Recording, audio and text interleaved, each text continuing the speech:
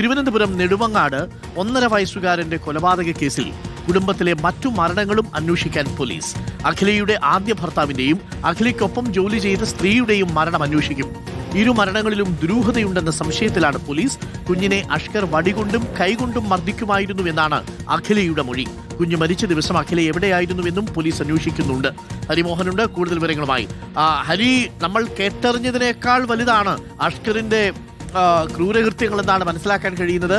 നേരത്തെ നമ്മൾ അഷ്കറിന്റെ ആദ്യ ഭാര്യയുടെ അമ്മയുടെ പ്രതികരണം ഇന്നലെ തേടിയിരുന്നു. ആ പ്രതികരണമൊക്കെ വല്ലാതെ ഉള്ളിൽ വയ്ക്കുന്നതാണ്. ഒരുപാട് സംശയങ്ങൾ പോലീസിനുണ്ടെന്ന് തോന്നുന്നു അല്ലേ? Good morning Hari. Arun, good morning. തീർച്ചയായിട്ടും ഒരു കൊടും ക്രിമിനലാണ് അഷ്കർ എന്നുള്ളത് തന്നെയാണ് പോലീസും പറയുന്നത്. അതുകൊണ്ടാണ് കൂടുതൽ വിശദമായിട്ടുള്ള വ്യാപകമായിട്ടുള്ള അന്വേഷണത്തിന് പോലീസ് തയ്യാറെടുക്കുന്നത്. 3 കാര്യങ്ങൾ പ്രത്യേകമായി അന്വേഷിക്കാൻ വേണ്ടിയിട്ടാണ് ഇപ്പോൾ പോലീസ് ഒരുങ്ങുന്നത്. അതിൽ 2 മരണങ്ങളുണ്ട്. ആ 2 മരണം എന്ന് പറയുന്നത്, ഒന്ന് ഇപ്പോൾ കുഞ്ഞിൻ്റെ അമ്മയുടെ ആദ്യ ഭർത്താവ് അഖിലിൻ്റെ മരണവുമായി ബന്ധപ്പെട്ടുകൊണ്ട് ഒരു അന്വേഷണത്തിനാണ് പോലീസ് പ്രധാനമായിട്ടും തയ്യാറെടുക്കുന്നത്. അതായത് അഖിൽ ആത്മഹത്യ ചെയ്യുകയായിരുന്നു എന്നുള്ളതാണ് ഇതുവരെയുള്ള അന്വേഷണത്തിൽ നിന്ന് മനസ്സിലായത്. പക്ഷേ കുടുംബാംഗങ്ങളുടെ മൊഴിയെടുക്കുന്ന സമയത്ത് ഈ ആത്മഹത്യക്ക് കാരണമായിട്ടുള്ള ഒരു പ്രവൃത്തി അഷ്കറിൽ നിന്നുണ്ടായി എന്നുള്ളതാണ് അവരിൽ നിന്ന് ലഭിക്കുന്നുണ്ടായിരുന്ന ഒരു മൊഴി എന്ന് പറയുന്നത്. അതുകൊണ്ട് തന്നെ അതിൽ വിശദമായ ഒരു അന്വേഷണം നടത്തും. അതുകൂടാതെ രണ്ടാമത്തെ കാര്യം എന്ന് പറയുന്നത്, ചിറയൻകീഴ് സ്വദേശിനിയായ ഒരു സ്ത്രീയുടെ മരണവും കൂടി പോലീസ് അന്വേഷിക്കാൻ തയ്യാറെടുക്കുന്നുണ്ട്.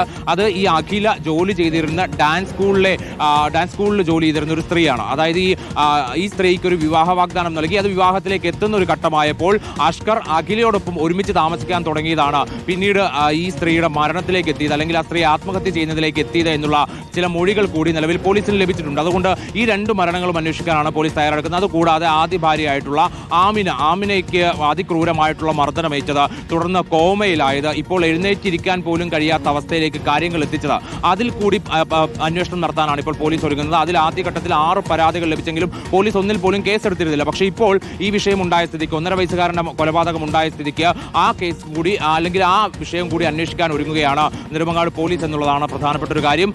മറ്റൊന്ന്, ഈ അഷ്കറിന്റെ മാതാവിനും സഹോദരിക്കും ഈ മർദ്ദനത്തിലൊക്കെ പങ്കാളിത്തമുണ്ടോ, അവരും കുഞ്ഞിനെ മർദ്ദിച്ചിട്ടുണ്ടോ എന്നുള്ള കാര്യം കൂടി പോലീസ് പരിശോധിക്കുന്നുണ്ട്. അതുകൂടാതെ അഖിലയുടെ മൊഴി ഇതുവരെ ശേഖരിച്ച സ്ഥിതിക്ക് ഇപ്പോൾ മനസ്സിലായത്, അഖില എല്ലാ കാര്യങ്ങളും അറിഞ്ഞിരുന്നു, എല്ലാം നേരിട്ട് കണ്ടിരുന്നു. പക്ഷെ ഒരു തവണ പോലും, ഒരു ഘട്ടത്തിൽ പോലും അതിനെ എതിർത്തിരുന്നില്ല. കുഞ്ഞിനെ കൈകൊണ്ട് അടിച്ചും ഒപ്പം വടികൊണ്ടടിച്ചും നുള്ളിയും ഒക്കെ തന്നെ പലതവണ വേദനിപ്പിക്കുന്നത് അഖില കണ്ടതാണ്. പക്ഷെ അന്നൊന്നും എതിർക്കുകയോ ആരോടും പറയുകയോ ചെയ്തിരുന്നില്ല.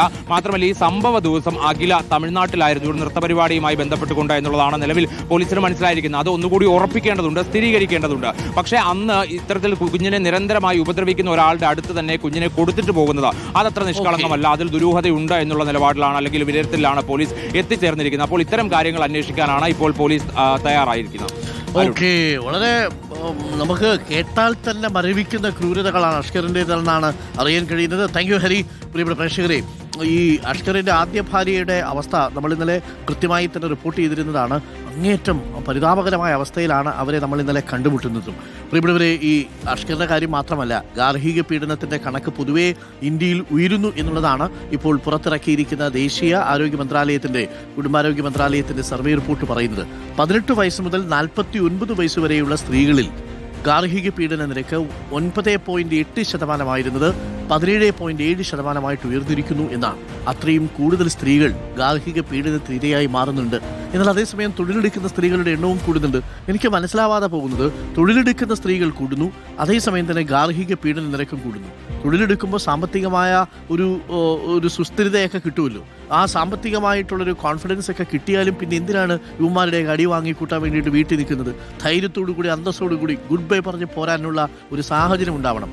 ഒരു കാരണവശാലും ഈ പെൺകുട്ടികളുടെ അമ്മമാരും അച്ഛന്മാരും ഒരു തവണ തന്നെ മർദ്ദിച്ചു എന്നറിഞ്ഞാൽ ഒരു കാരണവശാലും ഭർത്തൃ വീട്ടിൽ നിൽക്കാനായിട്ട് നിങ്ങൾ ആ കുട്ടിയെ നിർബന്ധിക്കരുത് എന്നൊരിക്കൽ കൂടി പറയട്ടെ. ഒരുപാട് മനുഷ്യരുടെ അഷ്കർമാരുണ്ട് എന്നത് പ്രത്യേകം ശ്രദ്ധിക്കുക.